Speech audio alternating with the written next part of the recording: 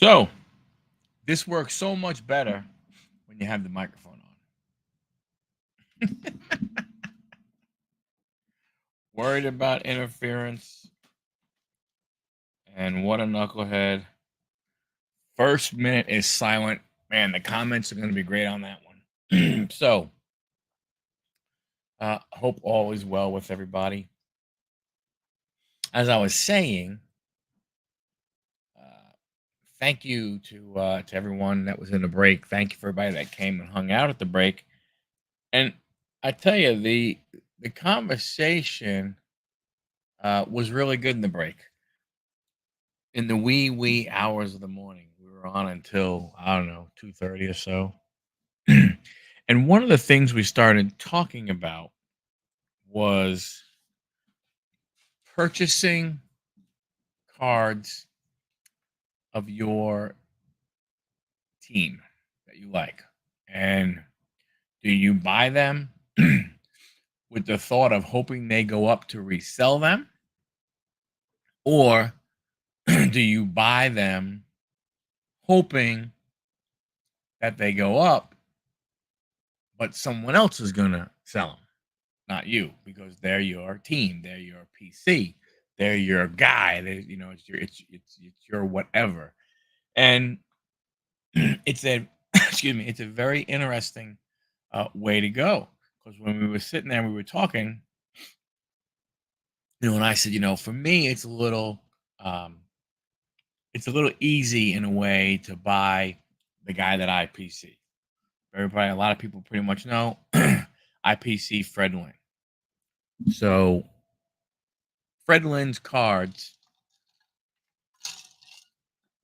are not necessarily going to go up in value. I'm not saying that they won't go up in value, but pretty much they won't, right? They'll pretty much stay, kind of sort of level. It'll be the rarity of the card that changes the value that I'll have to pay for that particular card. But if you're a Aaron Judge fan and you go out and you buy Aaron Judge, are you buying Aaron Judge because you're going to hold him? Or are you buying Aaron Judge as, hey, I'm going to sell it if it goes up? I mean, again, I know you'd be hoping they go up. And it'll be hard for them to go down unless there's some kind of scandal. Certain players, and I'm talking about more established guys. The rookie guys, the Bowman cards and stuff like that. To me, unless you PC those guys, you should go ahead and probably not take a chance and just, sell and don't look back. Because if you if you think, oh well, if I sell this guy now, what happens when he becomes, the next great whatever? If it's a baseball guy, what if he becomes the next great pitcher? Or the next great home run hitter, or the next great whatever. If it's a football guy, what if he becomes the next great quarterback? If it's basketball, what if he becomes the next great, scorer, so on and so forth. So I think, it's kind of hard when that is a guy that you PC, because those cards are going to come at a premium to begin with, from that standpoint. But then if it's your PC, are you buying it to hold it forever because he's your guy? Is he going to be your guy forever? Segue kind of to another thing. If you have a player, you have player A. Let's use Pete Alonso for the Mets as an example. I do own one Pete autograph, trying to work a deal. If I can find some cards, get another Pete autograph. So what do? Do I try and get that card And then is that a hold? Pete's not really a PC of mine. I mean, if I get in a break and I get the Mets, which I usually try and do, I collect all the Mets cards and everything. But I don't go out of my way looking, for all different, Pete Alonso cards. He's a very interesting player from a standpoint of right now.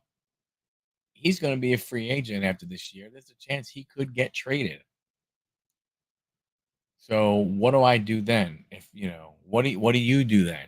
What do you do if you collect a guy on your team, not necessarily a PC guy, but you collect a guy that's on your team and he gets traded? Does that guy, for lack of better words, become dead to you? Is that does it make a difference what team he gets traded to? You know, what's up, Dommy? How you doing, buddy? Thanks for hanging out. Thanks for hanging out. So what happens? If I mean, for me, if I mean, I hate to say it, I like Pete Alonso. If Pete Alonso were to somehow, some way, find his way to the baseball team from Georgia, I would probably look to sell anything that I have of Pete. That's just an example, you know. And if you're tuning in for the first time, you're wondering what the heck's going on. Well, because I don't like that team. I do not like the baseball team from Georgia. If they never win another anything, it'll be fine with me. So it's a very interesting thing. Again, there are some guys that it doesn't matter. You like the player. He's your favorite player because of whatever reason, and you follow him along and you pick up his cards, you know. And a lot of times that's not a superstar guy, you know. Um, it may be, I don't know, you pick a guy who goes around. Maybe you got Michael Waka, was with the Cardinals, was with the Red Sox, was with the Padres. Um, now he's with Kansas City. And if Michael Watka was your guy for whatever reason, you go out and you get all his cards because the team doesn't matter, right? If it's your PC guy, it typically doesn't matter. Now, again, I don't really have a modern player PC, so I don't worry too much about a guy getting traded. Like I don't have a player and I say, okay, I need to get every single one of this guy's cards. Um, every single one, I'm going to try and get, no matter what. I don't have a current guy like that. I don't have a current guy like that in football.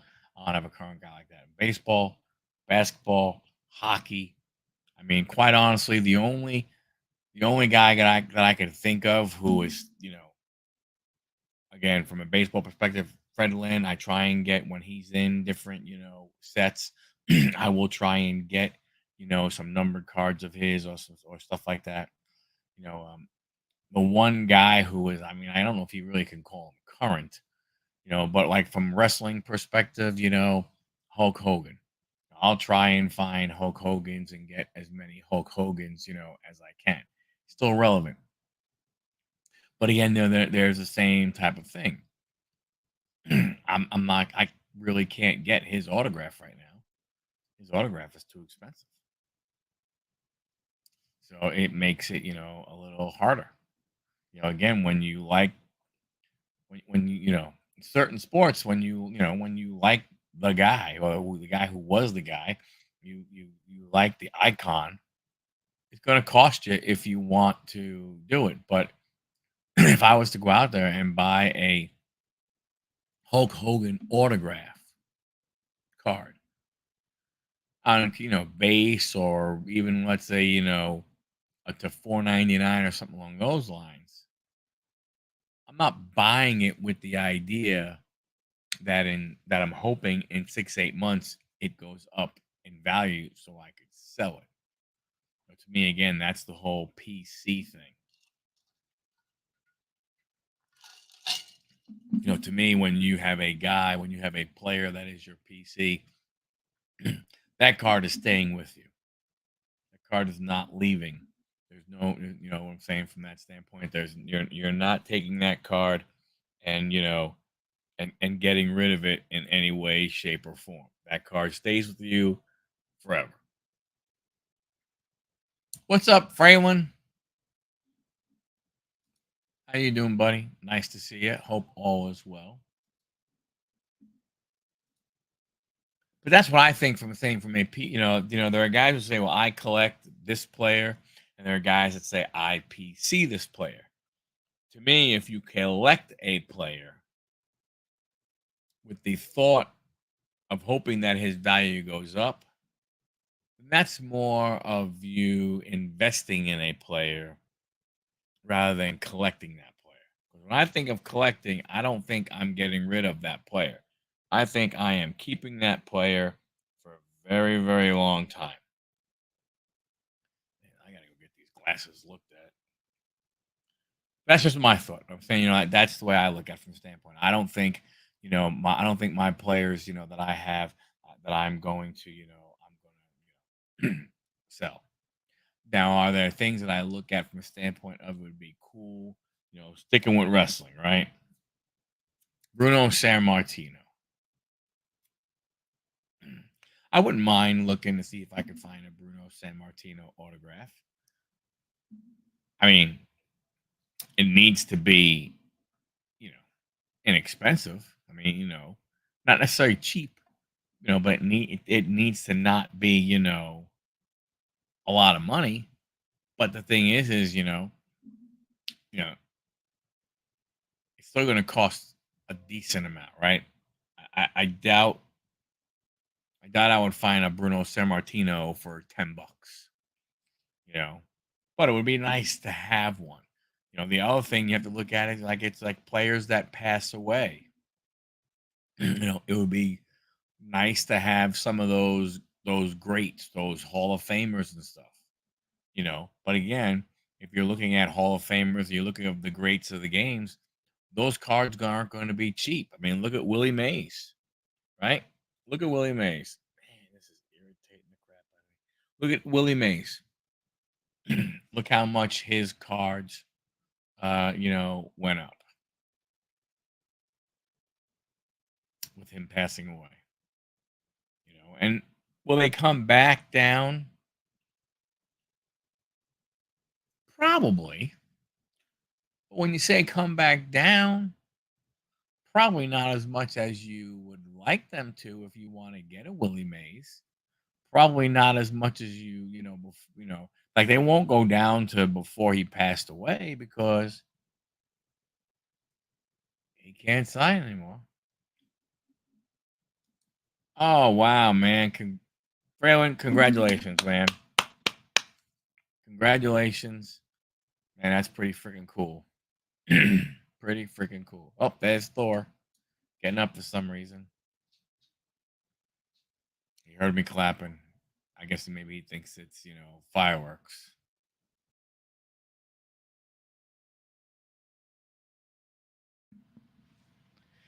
He'll settle in. um, but I don't know. I mean, the collecting is it's so subjective. There are so many people out there who will trash some people for who they collect or what they collect and everything. And it's like, oh, how could you collect this? How could you collect that? Who cares? It's your hobby. It's my hobby. It's Dom's hobby. It's Fraylin's hobby. And it doesn't make a difference. You know, it does not make a difference. If there are some guys out there who June 26th. Oh, so cool, man. That was 3 days after my birthday. Um, there are some guys who say, you know what, I collect all players that wore the number 2. There are guys who only connect. There was one guy who he was born on March 26th, and it's very, very difficult to find, but he looks for cards that are like 3 out of 26. Now, if you do an eBay search, there are some out there, but 26 is a very odd number. But there are some people who do that. There are some people who say, hey, again, my favorite number is 23. So they buy all numbered cards that are 23 out of, whatever. I mean, good thing it's not one, right? Because then they're trying to buy 101, 105. Those, bookends are usually a lot more, bookends usually have a little bit of a premium with them. So the hobby is your hobby. You collect how you want, whatever you want. You know, it's funny.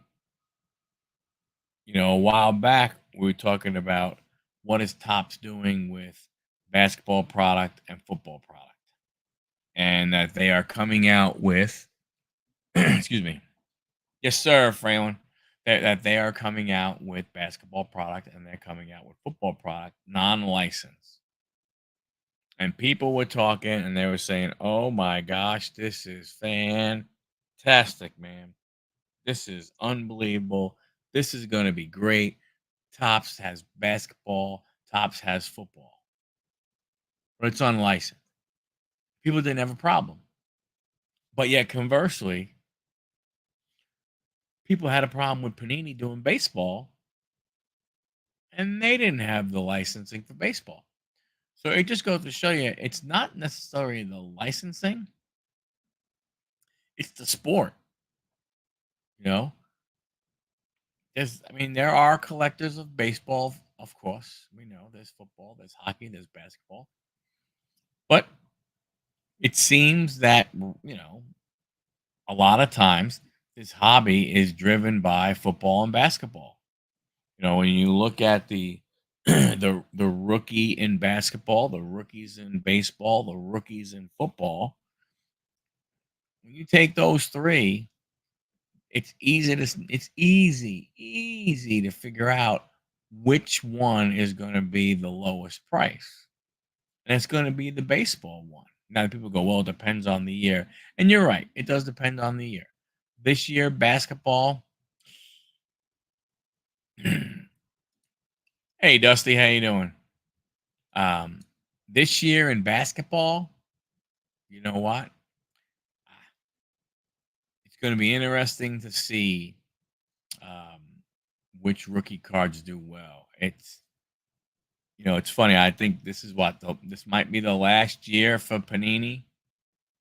I'm not 100% sure, but man, you think about the draft class that they have to potentially go out on. Now, here's the one thing: because nobody thinks any of these guys are going to be superstars. If there's a player or two that you like that you think is going to be a good investment, you could probably get their rookie cards very inexpensive. Because I'm not a basketball expert. I just read, about the players online and everything, and I haven't heard of any of these players currently were drafted. I have not heard of any of them that people are looking at and thinking, "Oh my gosh, there's a superstar." Haven't seen it. So, from that standpoint, you know, boxes shouldn't cost as much because you're trying to get the rookie, and there really isn't a stud rookie, right? So hopefully that'll bring me, but that doesn't mean that all of a sudden, hobby boxes will be $149. I doubt you'll see that. They'll still have some good, coin to them, but it'll be interesting, to see what goes ahead and happens and what happens with the players, where they go, um, where they end up. Because I don't know, again, a lot of these rookie basketball guys. So basketball's going to be interesting.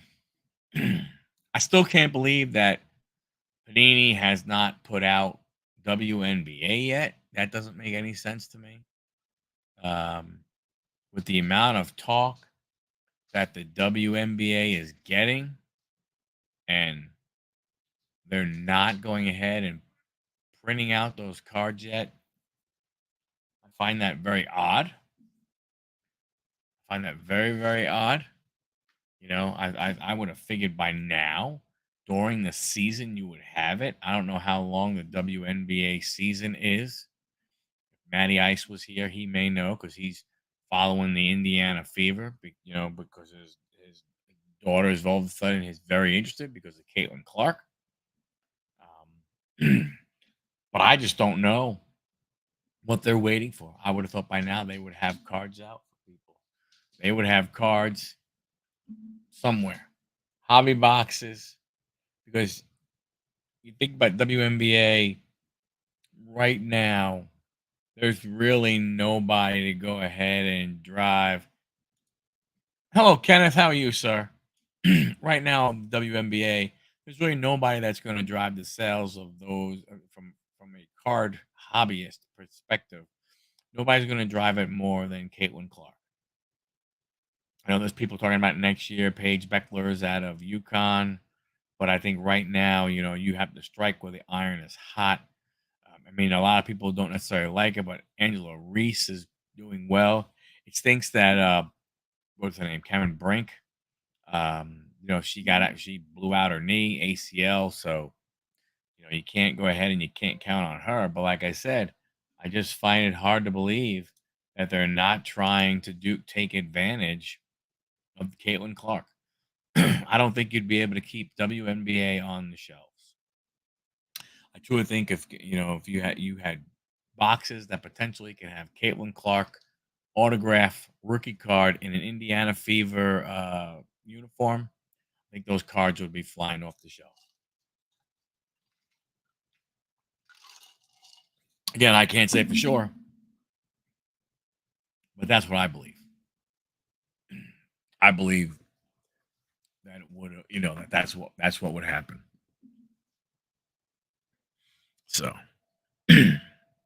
just like hockey series 2 up next in series 2 with Connor Bedard,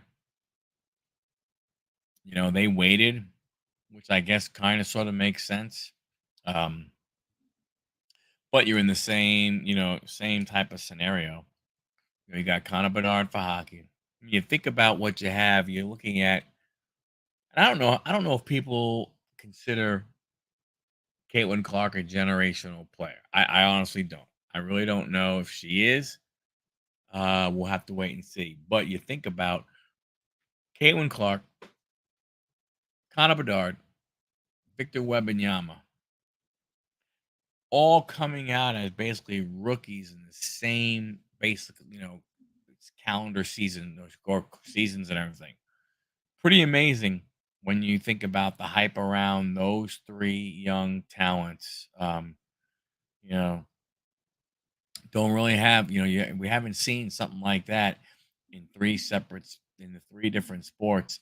And you could throw CJ Stroud in there, what how his card value went. But it's another one, you wouldn't expect, same type of thing, those four young players, the value of their cards going crazy. What they could do against CJ Stroud, completely different. But you look at Wembanyama, people are saying, man, haven't seen a talent like him at his age in a long time.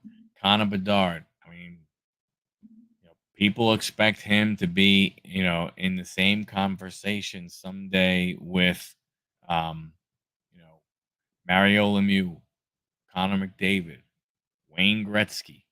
I mean, they're talking that type of stuff, with Connor Bedard and everything. Like I said, Caitlin Clark, I'm not sure of. um,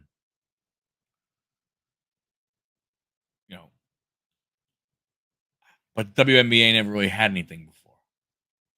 I mean, they had Sabrina, Ionescu for the New York Liberty, who, she got some hype and stuff, but nothing like Caitlin. Diana Taurasi, in my opinion, the GOAT. Um, Cards really weren't a big thing when she started playing 20 years ago. She's a 20, I think she's in her 20th year in the WNBA. So, it's interesting. It really, really is, interesting to see what's going to happen with these young players, with their card values, where they're going to go, um, where they can get to, what it's going to do. I mean, you can see what you can see what Connor Bedard has done to Upper Deck retail. I mean, not Upper Deck retail, I'm sorry, like Upper Deck hobby boxes and stuff. I mean, they were ridiculous. Even buying into breaks, the Chicago Blackhawks, ridiculous. you know, Other teams, they were basically almost kind of sort of, given away. You could literally go into a break on somebody and you could buy, I don't know, people would have, we're doing a whole case break. You could buy 5 teams for probably $100 or, in that area and get 5 teams worth of cards in a break. And they were doing that because, the Blackhawks were going for 300-400 bucks. Didn't deserve to be, but they were. But then the breakers got smart because nobody was really buying some of these other teams, and they had some breaks that were not selling out. So then what they started doing is saying, hey, we're going to random the Connor Bedards. So they brought the price of the Blackhawks down. They raised the prices of some of the other teams, so their dollar figure remained the same, and they did that. So very, very interesting. Very, very interesting way to go. Way to look at it, you know. But big 4th of July weekend coming up here, All American, got baseball. Baseball, 4th of July, baseball, hot dogs, apple pie, baby. The staples. Hope everybody, is hope everybody has a happy and a healthy. Like I said, let's make sure you come back with all of these if you're going to be blowing up some fireworks. You want to make sure that you know you keep your digits. Helps you if you're reselling. It makes it easier to type if you got full fingers rather than little nubs. Although nubs work. Nubs work. You know. It's a crazy time of the year, with basketball ending, hockey just ended. You really only have baseball. Yes, you have WNBA, but I ain't counting that. You have baseball. You're in what we're in the dog days of summer for baseball. We have the you know you have the All Star game coming up and everything. And looking online, not a fan of the All Star uniforms, not at all. So looking forward to the Midsummer Classic. Be interesting to see who makes the teams and stuff. The popular vote by the fans, and then it's hopefully those players that deserve to go actually get on and everything. It would be nice to see those guys get on.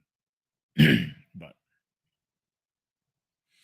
yeah, I mean it's tough. The hobby right now is at a lull. Not a lot of new product. I know. See, Topps Chrome just came out, starting to be broke. I don't think the blasters or monster boxes or mega boxes, if that stuff has been released yet. So you have that and everything. But you know what, folks? There's a lot of stuff going on tonight. A lot of people on vacation. So you know what? We are gonna call it. We're gonna call it a show early. There are a lot of people that are. A lot of people that I think maybe we might end it a little early tonight. Let's see what's happening with ESPN. Let's go ahead and give a sports update. And Clay Thompson signing with Dallas, crazy for basketball. Three Philly infielders headline the All-Star starters. So what do we have here for the starters? The NL starters. So here's your, William Contreras for the Brewers at catcher. Bryce Harper, Phillies, first base. Ketel Marte, deep back, second base. Alec Baum, Phillies, third base. Trey Turner, Phillies, shortstop. Wasn't Trey Turner hurt for a while? Christian Yelich, Brewers, outfield. Wow. Jerkerson Profar for the Padres, outfield. Fernando Tatis Jr. for the Padres, outfield. And the DH will be Shohei Ohtani. American League starters at catcher for the Baltimore Orioles, Adley Rutschman. First base, Vladimir Guerrero Jr. for the Blue Jays. He going to get traded? What's going to happen with him? At second base, Jose Altuve for the Astros. Third base, Jose Ramirez for the Guardians. Shortstop, Gunnar Henderson for the Orioles. Outfield, Aaron Judge, Yankees. Juan Soto, Yankees. A little surprise on this one. Stephen Kwan for the Guardians. And Yordan Alvarez is your designated hitter. That is very interesting. Very, very, very interesting. It'll be to see who. It'll be interesting to see who fills out. Like Bobby Witt's not. I mean, well, I see it's tough. Bobby Witt over, Gunner. Yeah, I mean, well, that's pretty easy. Or I should, but Jared Duran for Boston.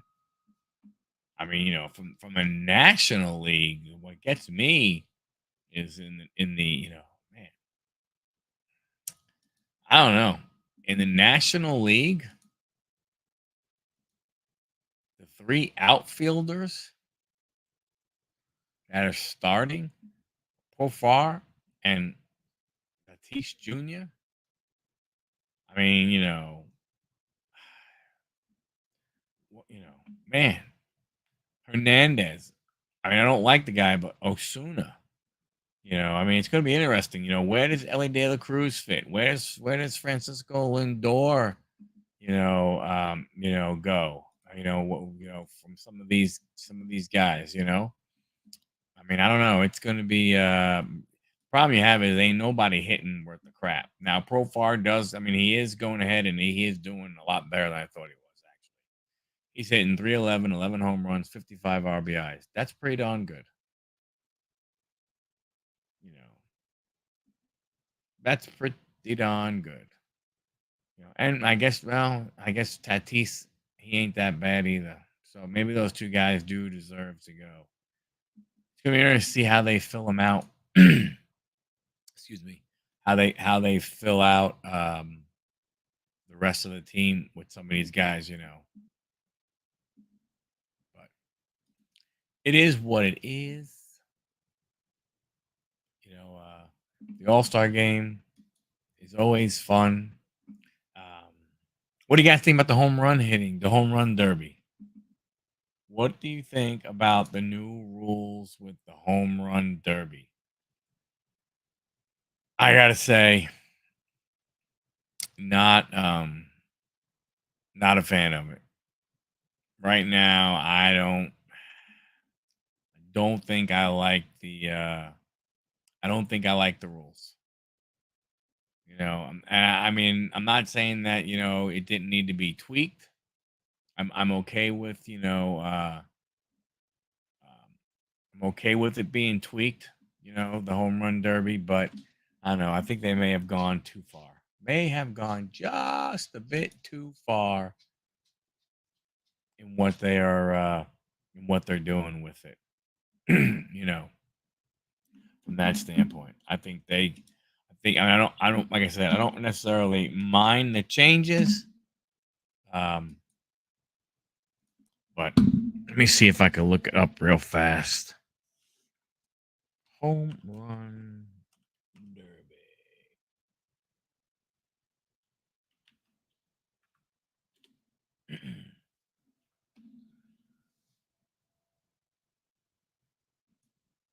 So what do we got here? So the home run derby, the new rules. Did I have the new rules on here? Participants, the rumors.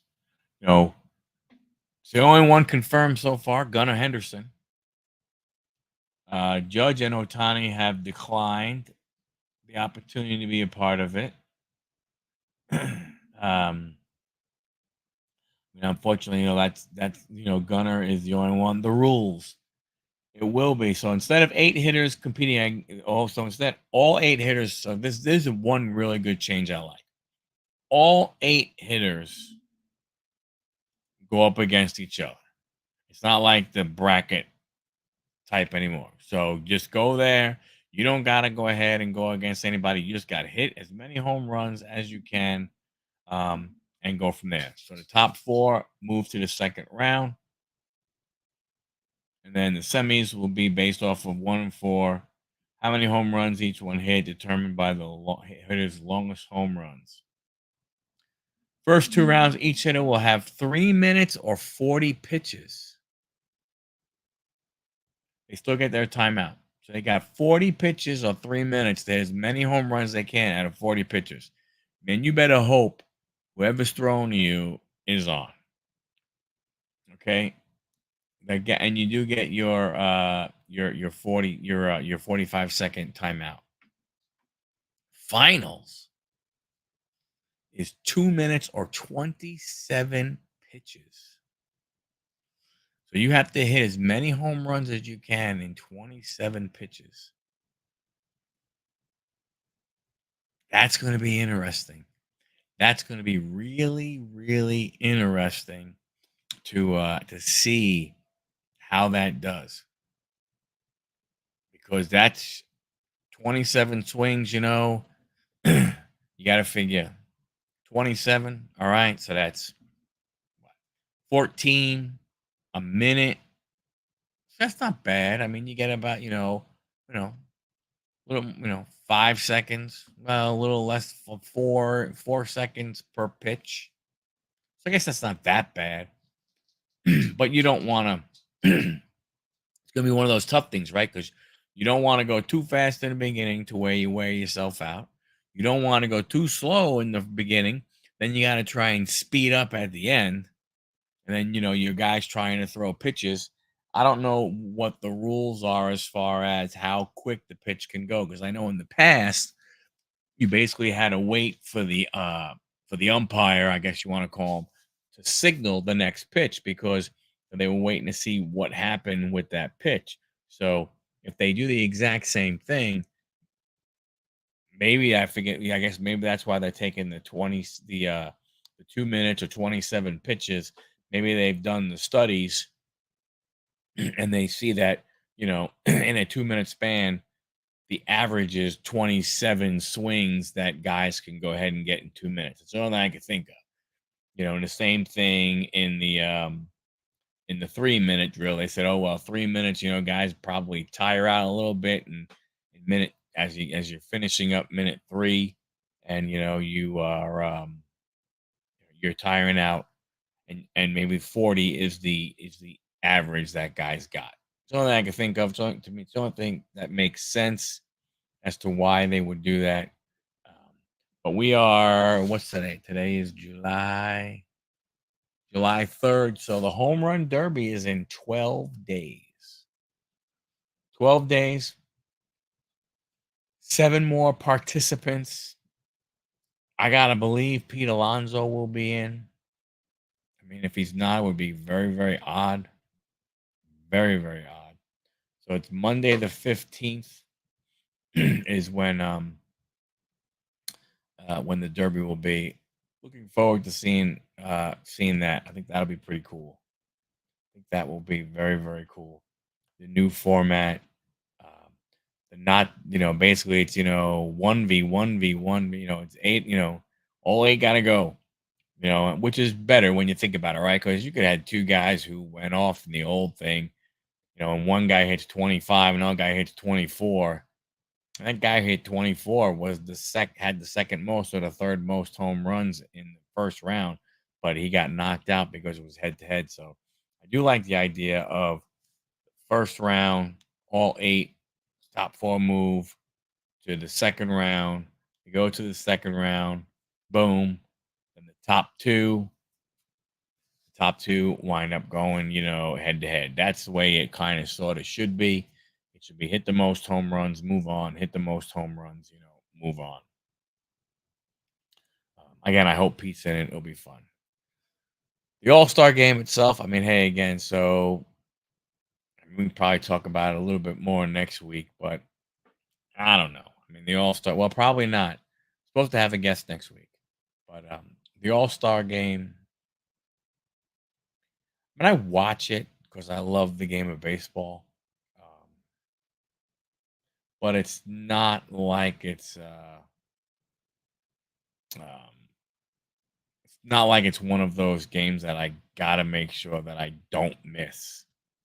Like whatever I'm doing, I gotta make sure I stop and go. And I hope it's on Tuesday, because man, if it's on Wednesday the 17th. Oh boy. You know what? Time to look that sucker up.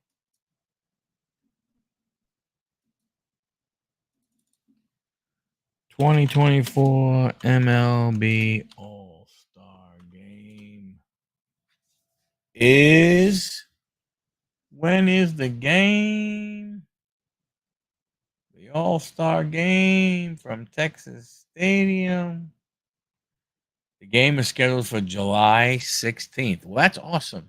That means July 17th, we can talk about what we saw from the game. Excellent, excellent, excellent. That'll be fun. That'll be a lot of fun to see. Looking forward to checking out that game and everything. So, but you know, um, there's a lot going on. There's a bunch of other lives happening, right now. Um, so more than likely, that's why we're not full here. We don't even have our normal crowd. Normal crowd is doing some other stuff right now, on another channel, which is cool. I mean, it's the Wednesday before a 4-day weekend for a lot of people. I wasn't necessarily expecting a lot of people to go ahead and be here tonight, um, but that's okay. It is what it is. Uh, so we will see what happens again. Next week, supposed to have a guest, working on small stuff. Got a plug also. Damn it, I should have did this way earlier, because ain't nobody gonna. Very very few people are gonna hear about this now. Um, but you have the Achieve More podcast. That's me and Anthony going back doing a podcast again. Go check out Pittsburgh's channel. The podcast is there. He's also going to be uploading it to all of your um, podcast sites. So I guess Spotify and Anchor, or whatever the normal podcast sites are. So there will be that. Um, yeah. So go ahead, check that out. Uh, we're looking for guests, so if you want to come on, we'd love to have you on. And with that, you guys, hey, happy 4th of July.